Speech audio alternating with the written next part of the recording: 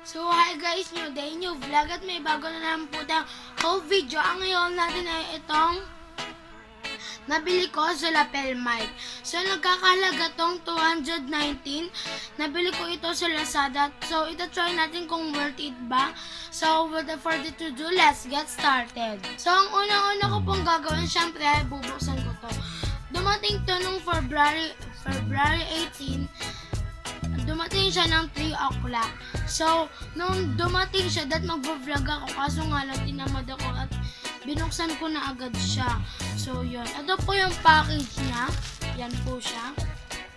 So, itatry po natin kung worth it ba ang aking 219 pesos. So, yan.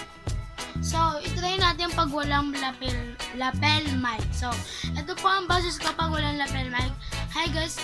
New day, new vlog at may bago naman po tayong whole video. So yan, narinig niyo po yan. So itry natin kung may lapel mic.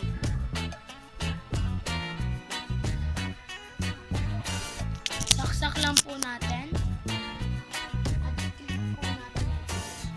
Ay, huwag na natin i-click. So guys, may naririnig po ba kayong pagbabago? So ito na po ang aking boses pag may lapel mic. So, hi guys! New day, new vlog at may bago na lang tayong whole video. So, may pagbabago ba guys? So, itutry natin kung pag walang foam ang lapel mic nito. Mas malakas ba pag walang foam? So, kasi pag walang foam, yun na lang, ito na lang yung gagamitin ko para mas malakas para sa ASMR ko. Abangan nyo yun guys ha. So, yan.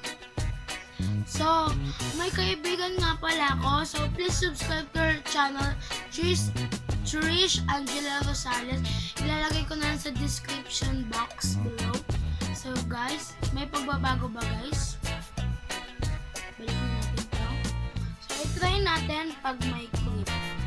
Pag i-clip siya sa...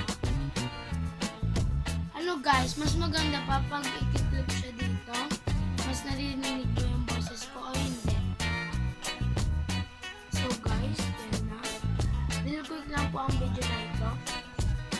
So, tanggal natin ito para mas malakas. So guys, dito na nga pala nagtatapos ang video na ito. So guys, nakalimutan kong mag-shoutout kasi guys, sa susunod na video na lang ako mag-shoutout guys. Sorry guys ha. So don't forget to like and share and subscribe. This is your Mom JL.